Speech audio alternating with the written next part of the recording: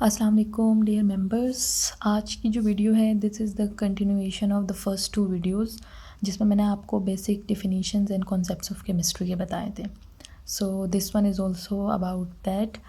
अच्छा, तो मैं आपको पहले इसके एक दफ़ा बता देती हूँ कि आज के टॉपिक हमारे कौन कौन से atomic number, mass number, mole and Avogadro's number. ठीक है, तो हम स्टार्ट करते हैं एटॉमिक नंबर से बग़ैर वक्त ज़ाया किए। The number of protons present in the nucleus of an atom. What is atomic number? बहुत से बच्चे कंफ्यूज होते हैं in the atomic number and mass number.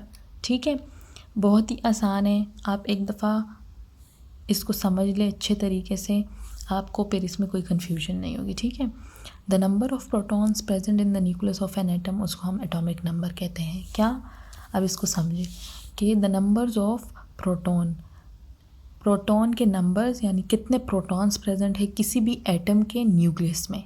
अगर हम कोई एटम हम ले लें और उसके न्यूक्लियस में हम देखें कि कितने प्रोटॉन्स हैं, उसकी कितनी तादाद है, कितने नंबर्स में वो प्रेजेंट है, उसको हम एटॉमिक नंबर कहते हैं सिंपली।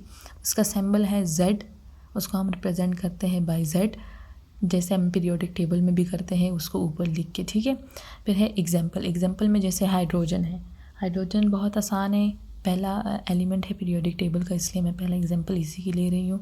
हाइड्रोजन जो है उसमें हमारे पास 1 प्रोटॉन है, तो इसलिए जब प्रोटॉन 1 है, क्योंकि हमें यहाँ पे बताया है द नंबर ऑफ़ प्रोटॉन्स, तो इसलिए इसके न्यूक्लियस में जो है 1 प्रोटॉन है, सो इसका एटॉमिक नंबर इज़ Z = 1 है। ठीक है, फिर हम कार्बन लेते हैं।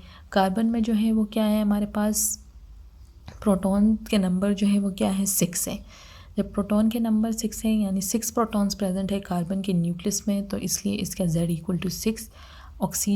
ऑक्सीजन के न्यूक्लियस में जो है वो क्या है, 8 नंबर ऑफ़ प्रोटॉन्स है, तो इसलिए क्या है उसका एटॉमिक नंबर इज़ 8। ठीक है, अब ये एक बात आप मतलब इसमें बच्चे कंफ्यूज हो जाते हैं about the atom and element, तो आप ये बात याद रखें कि all the atoms of an element have same number of proton in the nucleus. So हमारे पास इसका एटॉमिक नंबर जो है वो क्या हो जाता है, सेम होता है। क्यों? देखें, अगर हम कोई एलिमेंट लें, ठीक है, अब एलिमेंट का एटॉमिक नंबर जो है, हम जैसे हाइड्रोजन एलिमेंट है तो हम इसका एटॉमिक नंबर ले रहे हैं 1। ठीक है, तो ये एलिमेंट है, इसमें सारे हाइड्रोजन के एटम्स जो हैं उन सब में प्रोटॉन के नंबर 1 होगा, इसलिए उससे एक एलिमेंट बन जाता है जिसको हम कहते हैं हाइड्रोजन। ठीक है, फिर आ जाते हैं हम अब मास नंबर। ठीक है, सेकंड टॉपिक जो है हमारा है वो है मास नंबर। मास नंबर को की डिफिनीशन मैंने लिख दी है, आप इसको याद कर लें। The sum of number of protons and neutrons present in the nucleus of an atom. ठीक है, सम मतलब एडिशन, ऐड कर ले, कि सम है मतलब हम प्लस करें नंबर ऑफ़ प्रोटॉन्स को एंड न्यूट्रॉन्स, दोनों के नंबर्स को, दोनों कितने तादाद में प्रेजेंट है उन दोनों को प्लस कर ले, टोटल नंबर प्रोटॉन और न्यूट्रॉन का। ठीक है, मैंने पिछले वीडियोस में आपको बताया था कि एटम्स के बारे में सारा बता दिया है कि वो एटम कैसे होता है, क्या होता है उसमें। तो इसमें मैंने बताया है आपको कि न्यूक्लियस में जो है हमारे पास एक प्रोटॉन प्रेजेंट होता है और एक न्यूट्रॉन प्रेजेंट होता है। ठीक है, तो वो प्रोटॉन और न्यूट्रॉन उन दोनों के नंबर को जब हम प्लस कर लें तो उसको हम कहते हैं mass number. Atomic number is just a number of proton, और मास नंबर जो है number of proton plus number of neutron, तो उसको हम कहते हैं मास नंबर। ठीक है, दोनों का ताल्लुक न्यूक्लियस से है। इसका सिंबल जो है A, इसको हम A से रिप्रेजेंट करते हैं। अब जैसे मैंने इसको डिफ़ाइन करके यहाँ पे बताया है, इसी तरह हमने इसको फिर यहाँ पे रिप्रेजेंट भी करा हुआ है। ठीक है, A = Z हमारे पास क्या था, एटॉमिक नंबर ऑफ़ प्रोटॉन्स। ठीक है, प्लस N जो है वो है हमारे पास नंबर ऑफ़ न्यूट्रॉन, तो इन दोनों को प्लस करके हमारे पास A की वैल्यू आएगी जिसको हम कहते हैं मास नंबर। इसका एग्जांपल ये है कि हाइड्रोजन क्योंकि वो सबसे छोटा मतलब सबसे जो है आसान एलिमेंट है या सबसे छोटा भी है पीरियोडिक टेबल में, तो सबसे लाइट एलिमेंट है, तो मैं सबसे पहले एग्जांपल मैं हाइड्रोजन का देती हूँ। अब हाइड्रोजन जो है उसका एटॉमिक नंबर जो है वो क्या है, Z = 1, मतलब नंबर ऑफ़ प्रोटॉन्स इसके क्या है, 1 है। ठीक है, और इसके न्यूट्रॉन का नंबर क्या है, इसके न्यूक्लियस में कितने न्यूट्रॉन्स प्रेजेंट है, 0। तो यहाँ पर हम क्या करेंगे, यही वाला फॉर्मूला मतलब यही सिंबल लेके A = Z plus N, Z हमारे पास क्या था हाइड्रोजन का 1, एटॉमिक नंबर इसका 1 था, number of proton is 1, plus neutron हमारे पास 0 था, तो 1 + 0 = A = 1, तो मतलब इसका मास नंबर भी 1 है। Hydrogen have same atomic number and same mass number, मतलब दोनों हमारे पास क्या है 1 है इसके। फिर हम कार्बन की तरफ आते हैं। अब कार्बन जो है उसमें क्या है, A = Z + N, वही हम लेंगे। अब Z हमारे पास क्या था, नंबर ऑफ़ प्रोटॉन, तो कार्बन में कितने प्रोटॉन हैं, 6 हैं, 6 प्रोटॉन हैं, और नंबर ऑफ़ न्यूट्रॉन कितने हैं, 6 है, ठीक है। तो इसका हमारे पास क्या आ जाएगा, मास नंबर हमारे पास इसका आ जाएगा 12, 6 + 6 12 आ जाएगा। तो अब कार्बन का चेंज है, कार्बन का एटॉमिक नंबर 6 है, ठीक है, और मास नंबर क्या है, इट इज़ 12। इसी तरह हम सब एलिमेंट्स के पीरियोडिक टेबल के इसी तरह मास नंबर और एटॉमिक नंबर निकाल सकते हैं, बहुत ही आसान है, ठीक है, इसमें कंफ्यूज नहीं होना। फिर हमारे पास आ जाता है mole, the atomic mass, molecular mass और formula mass of a substance expressed in grams is called मोल।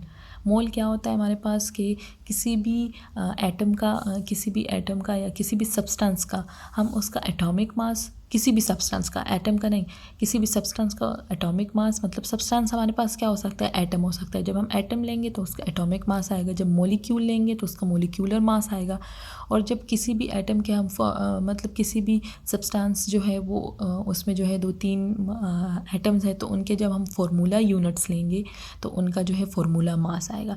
तो किसी चीज़ का भी इसमें एटम का, मॉलिक्यूल का या फार्मूला यूनिट के मास को हम जो है वो क्या करते हैं, उसको एक्सप्रेस करते हैं ग्राम्स में, उसको हम कहते हैं मोल, ठीक है। उनको हम उनके मास को हम ग्राम्स में रिप्रेजेंट करते हैं, उसको हम मोल कहते हैं। उसका फार्मूला ये है कि number of moles is equal to known mass of a substance divided by molecular mass of a substance. किसी भी एटम का मोलिकुलर मास जो है वो क्या हो जाता है, वो तो हमें पता लग जाता है, जैसे कि NaCl है तो हमें उसमें पता चल जाता है कि सोडियम है, क्लोरीन है, उन दोनों का प्लस करके हम उसका मोलिकुलर मास जो है वो क्या करते हैं, फाइंड आउट कर सकते हैं, ठीक है।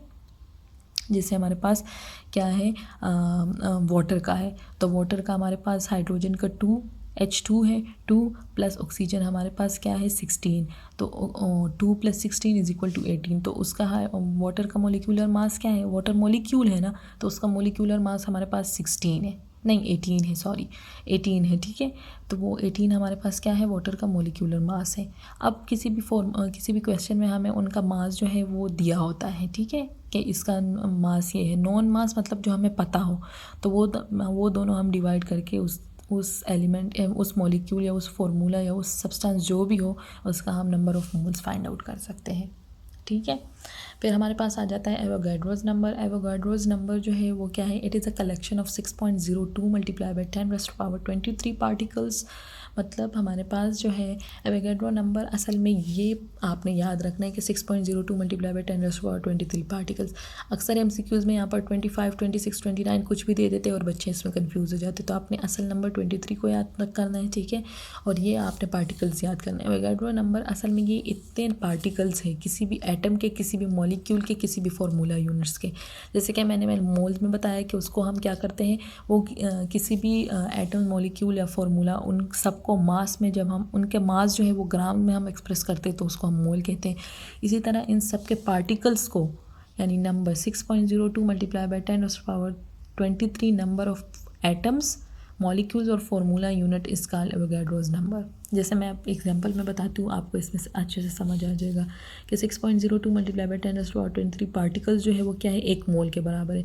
हमने एक एटम लिया, हमने कोई भी एटम लिया, हाइड्रोजन एटम लिया, तो हाइड्रोजन एटम का हमने 1 मोल लिया, 1 मोल ऑफ हाइड्रोजन एटम हम ले लेते हैं, तो उसमें कितने पार्टिकल्स होंगे, दिस मच, ठीक है। अब कोई मॉलिक्यूल हमने लिया, यानी वाटर मॉलिक्यूल, उसके 1 मोल में 1 mole of water molecule have this much particle, ठीक है। फार्मूला यूनिट्स मतलब हमने NaCl ले लिया, NaCl जो है 1 mole of NaCl is equal to this much of particle, 6.02 × 10⁻23 particles, ठीक है। जैसे कि अब आपको मैं आसान एग्जांपल, हमारे पास 12 अंडे हैं, तो 1 इक्वल टू 1 डजन, मतलब 1 दर्जन में हमारे पास 12 अंडे होते हैं ना, तो 12 अंडे जो है वो क्या है, हमारे पास 1 दर्जन में होते हैं। ये उस 12 अंडों का एक जो है बड़ा यूनिट है, ठीक है, इसको हम कहते हैं 1 मोल। तो ये आज के टॉपिक हो गए। मुझे उम्मीद है आपको समझ आ गए होंगे और इसको अच्छी तरह मेमोराइज़ कर लें। ये उसी 2 वीडियोस का पार्ट है जो मैंने पहले भी आपको बताया। ये बेसिक डेफिनेशंस है जो कि बच्चों को याद करना इस कंपल्सरी। मैंने आपको पहले भी बताया था कि आप एक नोट्स बनाएं, जैसे बेसिक डेफिनेशन या बेसिक कंसेप्ट्स ऑफ केमिस्ट्री। आप उसका ऊपर मतलब हेडिंग दे कुछ भी करें और अंदर उसमें ये सारे नोट्स, ये सारी डेफिनेशंस आप रखते जाएँ, ठीक है, और याद भी करते जाएँ, तो आपके लिए बहुत आसान होगा। अच्छा, मैं अपनी वीडियोस को एंड करने जा रही हूँ। मेरे चैनल को काइंडली सब्सक्राइब करें, लाइक करें एंड जिस चीज़ की समझ नहीं है काइंडली वो कमेंट में बता दें। और जो टॉपिक आप आगे देखना चाहते हैं मेरी वीडियोस में, वो आप काइंडली मुझे कमेंट में बता सकते हैं, ठीक है, जिस चीज़ की आपको समझ नहीं आ रही।